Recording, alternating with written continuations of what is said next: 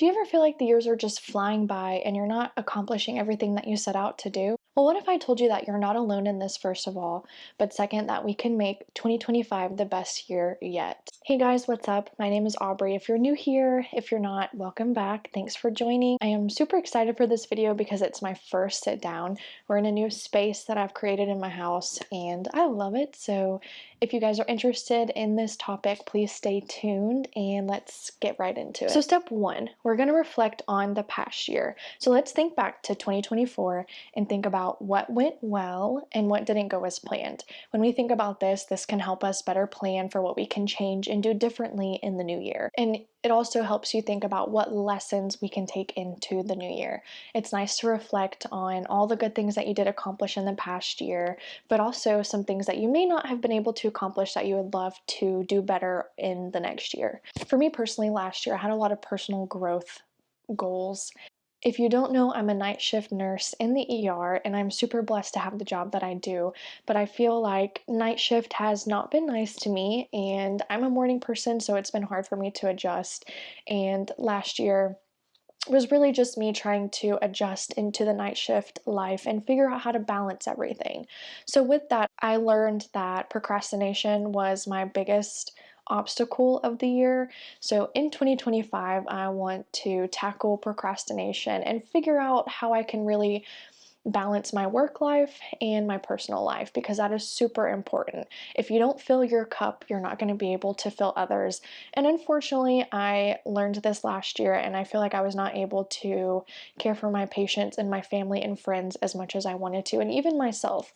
So this year we're going to focus on taking care of ourselves. We're going to remove procrastination and figure out the best balance for us. So now that we've reflected on the past year, we're going to take the things that we learned and we're going to help them apply to 2025 into this year, and hopefully this will help us set a better plan and we'll be able to tackle all the things that we want to tackle for the new year. Step two, we're going to set clear goals. Now, what does that mean? When I was doing this research, I found the SMART method. I had never heard of this. I'm not sure if you have either, but let's break it down and figure out how it can help us. So the S stands for specific. We're going to set specific goals and we can break it down into smaller categories, which can be health, finance, career, relationships, personal growth. You kind of get it. So just break up those specific goals into smaller ones that can help you achieve them and not get so overwhelmed with the large goals. The M is for measurable, so you want to make sure that these things are actually achievable. You want to make it specific to you. So we've got specific, measurable, achievable. So like I said, you want to make sure that these goals are not some wild, crazy goal. And if you have crazy and wild goals and dreams and aspirations, that's totally okay. But I think that we should start small and then we're going to work our way up. We want it to be relevant to us. So we're going to break those categories which applies to us, whether it be our nursing career, our education, our relationship with Christ. We're just going to break those up into something that is relevant to us. And we also want it to be time achievable. So we're going to remember that we're going to start in January of 2025 and we're going to try to achieve all these things by the end of the year. It's okay if we don't achieve them all. We're not perfect, but we're just going to use this method to help us plan out our goals. So the specific categories that I have chosen for myself include health, my career, personal growth, and my relationship with Christ, and finances. I feel like these are pretty basic and might apply to you as well. And then once you create these small goals, you're going to break them up individually and think about what exactly in that category you want to achieve. So for health, if you watched my last video or if you haven't, you should go check it out. I talk about the 75 medium. So I'm going to focus on drinking 2 liters of water a day, getting 10K steps a day, going outside, focusing on self-care at least once a week, and reading a book. Now, this can be different and look different for everyone. There's 75 soft, 75 medium, 75 hard. You can kind of just break it up into how you feel like would work best for you. And then for my nursing career, there's a couple certifications that I am super excited to start studying for, including my CEN, which is Certified Emergency Nurse, and my TCRN, which is the trauma certification. The hospital that I work at is in pursuit of becoming a level 2 trauma trauma center. And what that means that there are trauma nurse roles. So I am super excited and blessed to be able to start training for that in May.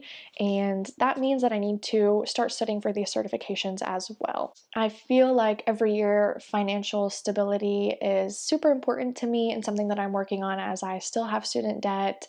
And I'm sure a lot of you can relate to that too because college is expensive.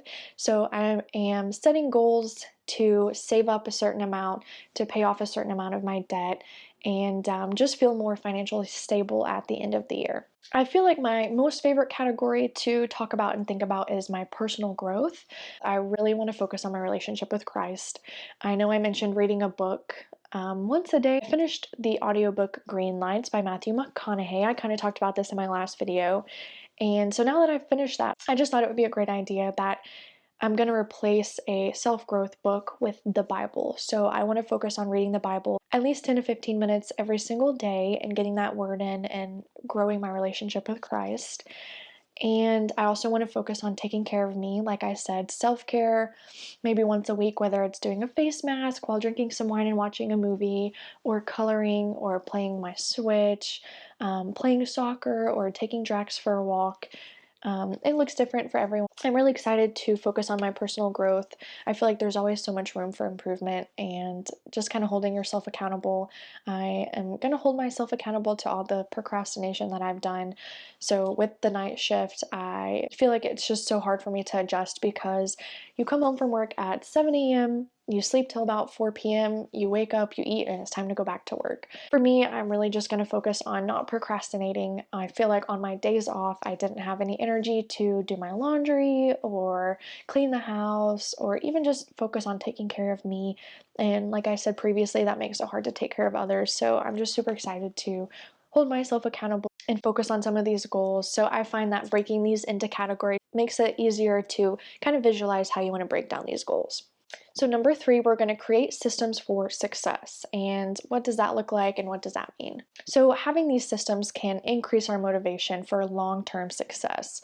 Now, long-term success I feel like is super important because we may set these goals and we may accomplish them for a week, but how do we get ourselves to create these long-term routines and help us accomplish these throughout the entire year? So there's a couple ways that you can build systems, and I did a little bit of research, and for me I found that using a calendar or a notes app helps me plan out my day. Google Calendar is great because it's color coded. I'm somebody that loves to color code. There's a couple different calendar apps. You can just find what you like. There's also 2 apps called Time Block and Notion. I know that social media is super important in everyone's lives now. There's TikTok, there's Instagram, there's Twitter, you name it, and those can create distractions and make it hard for you to accomplish things throughout the day. And I know that I am one of those as well. It's easy to just start doom scrolling on TikTok, but we need to hold ourselves accountable and establish those routines. So routines are also super important. For me, I'm focusing on when I wake up, I'm going to make my bed. I need to make breakfast and coffee and drink my water, get the word in the morning, maybe go to the gym.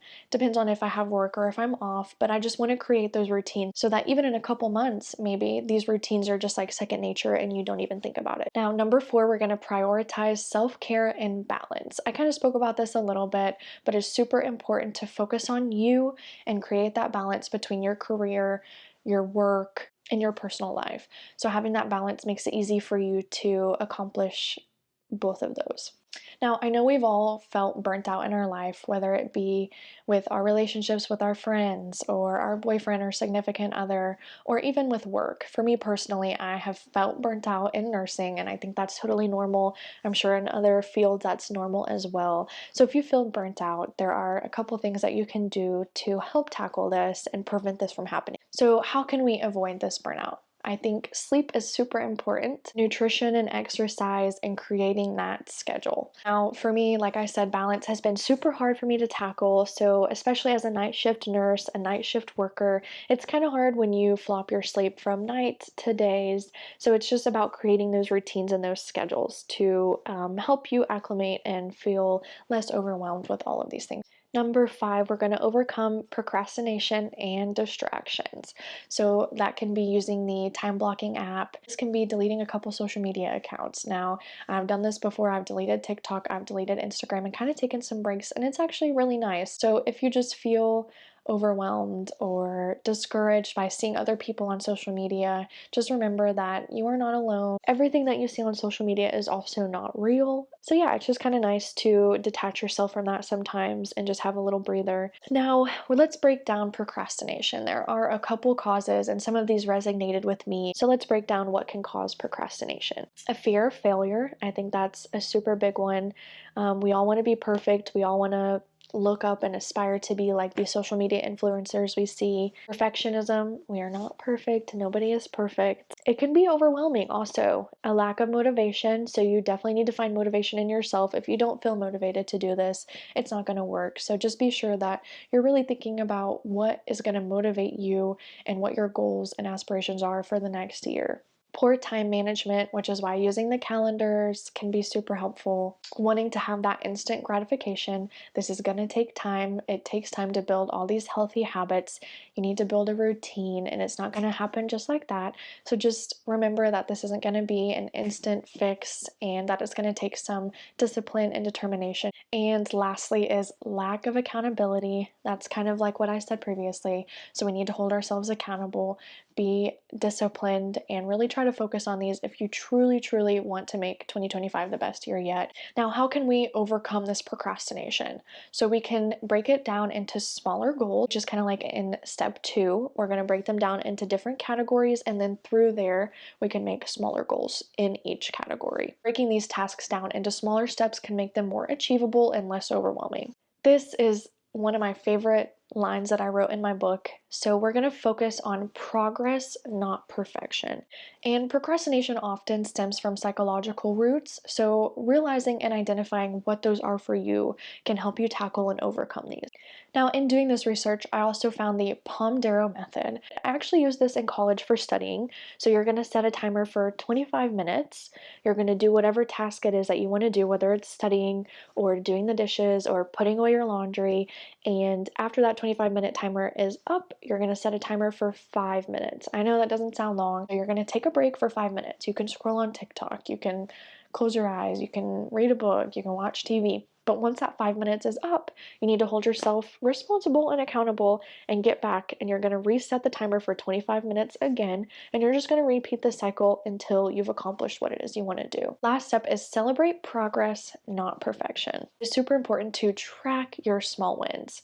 So you can make a note in your notes app. That's what I do. And I make a bullet point of all the things that I want to achieve. And let's say I lose 5 pounds and I put a check mark on that. It is super gratifying to see that you've accomplished those things, and a great way to keep track of everything. And lastly, you want to acknowledge that setbacks are a part of the journey. Nobody is perfect, so we're going to focus on any little progress. So now that we've gone over the 6 steps, let's recap and go over all of them once more, just so it can kind of be ingrained in our brain.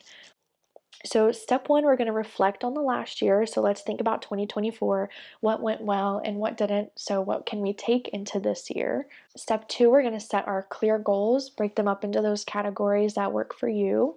Step 3, we're going to create those systems. We're going to use our calendar, our time blocking app. We're going to establish our routines, and we're going to plan daily or weekly priorities. Now, step 4, we're going to focus on us. We're going to fill our cup. We're going to focus on self-care and that balance. Step 5, we're going to overcome that procrastination and remove those distractions, whatever it may be for you. So just remember that productivity is about progress and not perfection. So if you focus on these, it will help you achieve your goals in a much less stressful and more manageable way. So if you resonate with this, just try to use these steps to help you achieve all your goals. And hopefully this has helped you feel a little bit less overwhelmed and maybe motivated to do some things differently in the new year. So I'd like for you guys to share in the comments if you have some goals for 2025. Let's use this to motivate and inspire each other and create that community, because it's super nice to have other people that can help push you and maybe have the same goals as you, so you don't feel so alone, because it is hard to do it by yourself. So if you like this video, please like and subscribe, especially if you want tips on lifestyle, nursing, travel. I hope you guys enjoyed, and stay tuned for the next video. And here's to making 2025 your best year yet.